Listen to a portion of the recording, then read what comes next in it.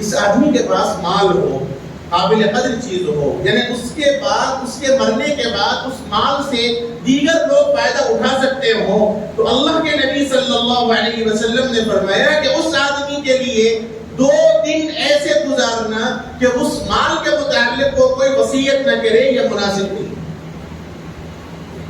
اس لیے ہر مسلمان کے لیے وصیت کرنے کو اللہ کے نبی نے حکم قرار دیا، لیکن یہ فرض نہیں، یہ ضروری نہیں ہے، یہ لازم نہیں ہے۔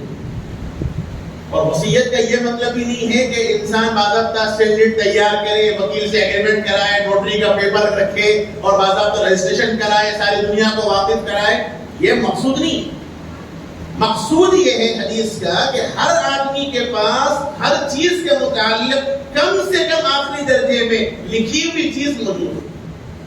ایک ڈائری ہو، ایک پرسنل اس کی اپنی ڈائری ہو، اس کے اندر ساری چیزیں لکھی ہوئی ہو کہ میرا کتنا کو مجھے دینا ہے، کون مجھے دینا ہے، کہاں کہاں میری پراپرٹی ہے، کہاں کہاں میری جائیداد ہے، کہاں کہاں میں نے انویسٹ کیا ہے اور کن کن جگہوں سے میرے پاس مجھے آنا چاہیے، یہ ساری چیزیں انسان کے پاس لکھی ہونی چاہیے۔ یہ بعض لوگوں کا ایک عجیب معاملہ ہے، ہر چیز سیکریٹ کرنے، کسی کو واقف نہیں کرتے، کسی کو نہیں بتلاتے، حتیٰ کہ اپنی اولاد کو نہیں بتلاتے، اپنی بیویوں کو نہیں بتلاتے، سیکریٹ رکھنے کا مسئلہ ہے۔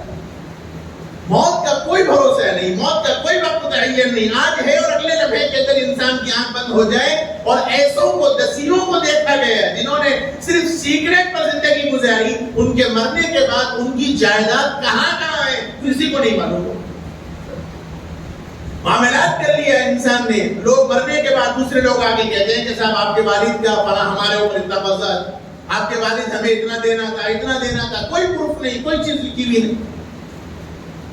اور خاص طور پر یہ معاملہ اس وقت آتا ہے جب زندگی کے اندر لین دین کا معاملہ ہو، ادھار کا معاملہ ہو، تو ایسی صورتحال میں دینے لینے کا مسئلہ ہو، قرض لینے دینے کا مسئلہ ہو، قرآن کے حکم پر جب عمل نہیں ہوا تو نتیجہ زندگی کے اوپر اس کے آثار مرتب ہوتے ہیں۔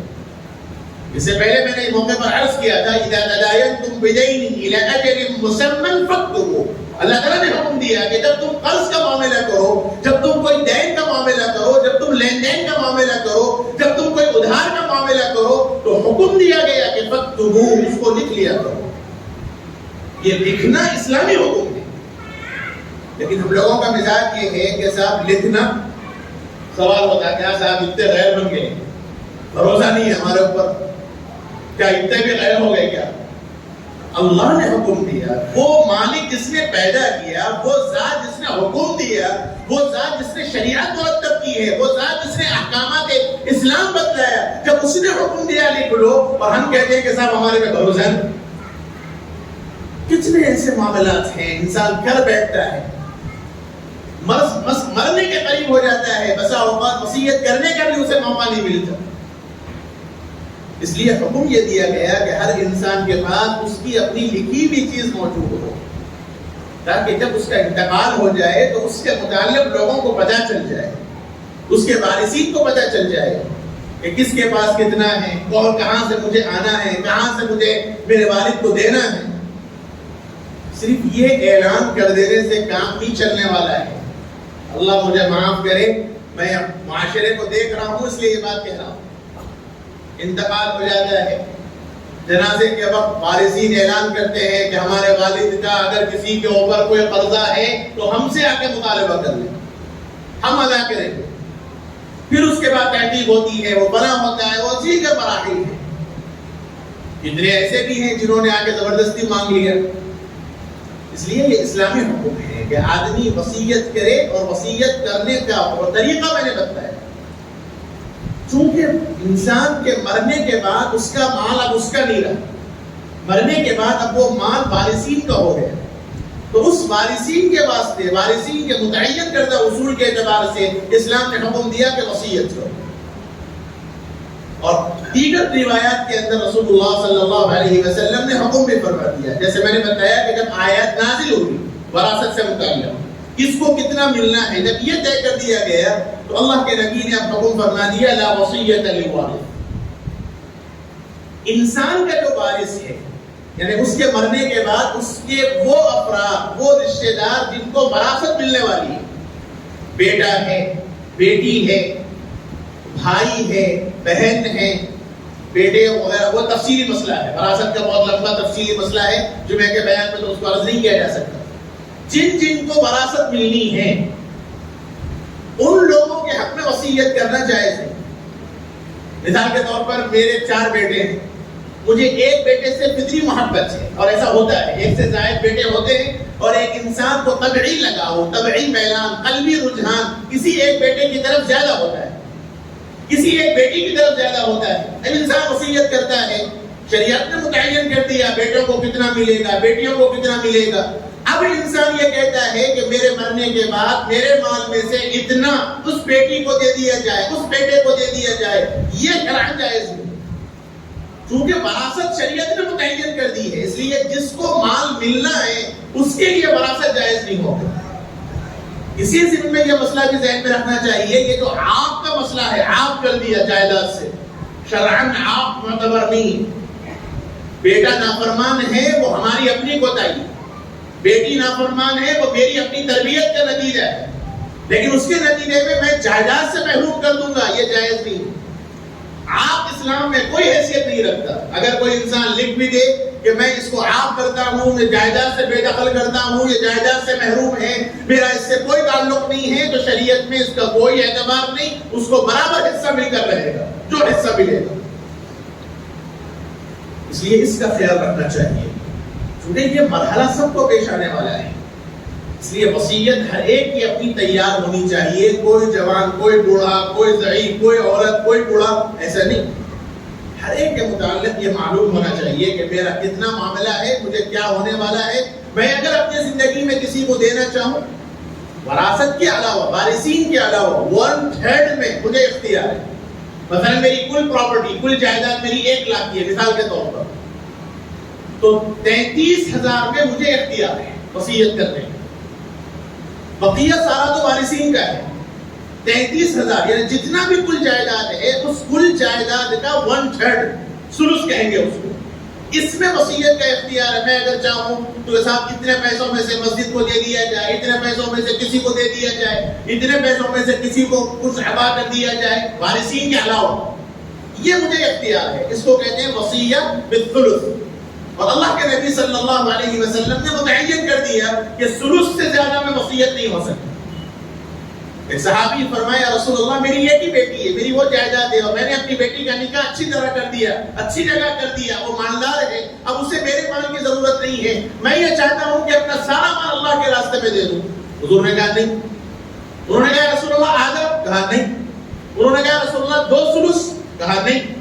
پھر انہوں نے کہا رسول اللہ کم سے کم 1 ثلث یعنی 1/3 تو مجھے اختیار دیجیے۔ اللہ کے نبی نے فرمایا فالثلث کثیر، فرمایا ٹھیک ہے 1 ثلث اگر کرنا چاہو تو کر لو، اور 1 ثلث بھی بہت زیادہ ہے۔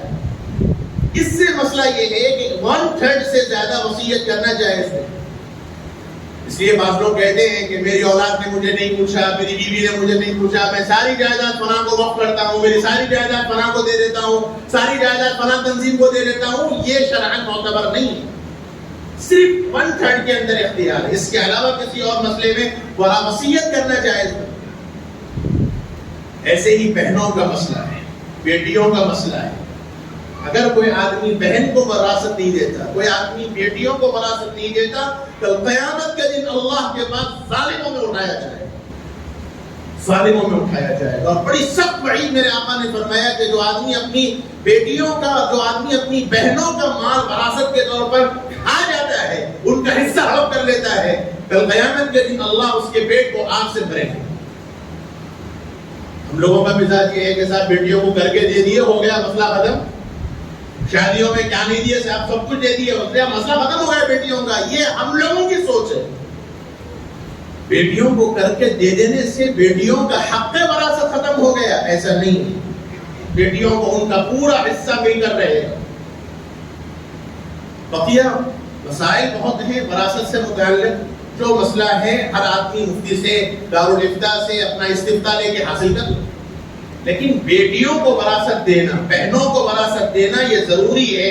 اللہ نے اسلامی طور پر حکم دیا ہے کہ بھائیوں کو، بیٹوں کو ڈبل ملے گا، بہنوں اور بیٹیوں کو سنگل ملے گا، یہ اسلامی حکم۔ اس میں عقل کے گھوڑے نہیں دوڑائے جا سکتے۔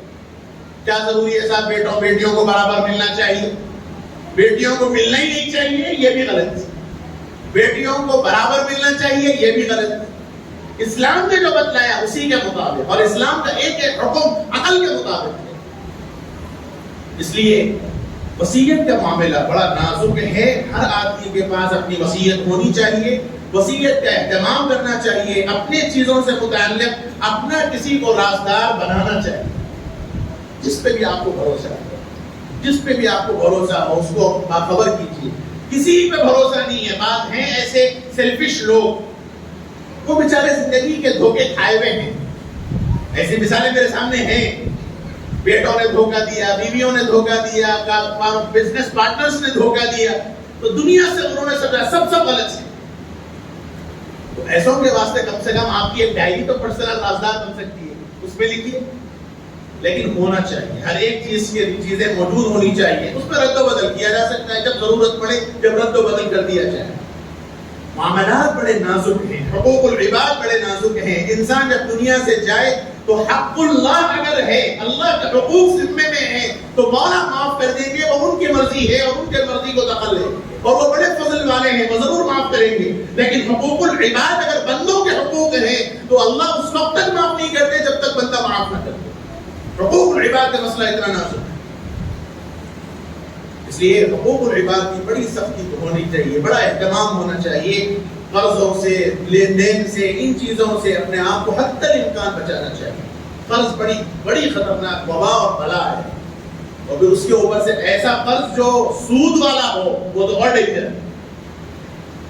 خاص طور پر یہ لون لینے کی جو ایک نحوست چل پڑی ہے ہم لوگوں میں، بڑی آسانی سے ساتھ لون ملتا ہے، ہوم لون مل جاتا ہے، بزنس لون مل جاتا ہے، اور فلاں پتہ نہیں کیا کیا لون ملتے ہیں، اور بڑی آسانی سے انسان اس کو قبول کر لیتا ہے۔ ہر مہینہ انٹرسٹ کی وبا میں، سود کی وبا میں مبتلا ہے، اور اسی حال میں اگر انتقال ہو جائے تو اپنے اوپر قرض لے کر، سودی قرض لے کر انسان دنیا سے جائے گا۔ انسان کی خواہشات اور ضروریات تو کبھی ختم نہیں ہونے والی، جب تک اپنے آپ کو دبایا نہ جائے۔ حتی الامکان قرض کے معاملے سے اپنے آپ کو روکنا چاہیے۔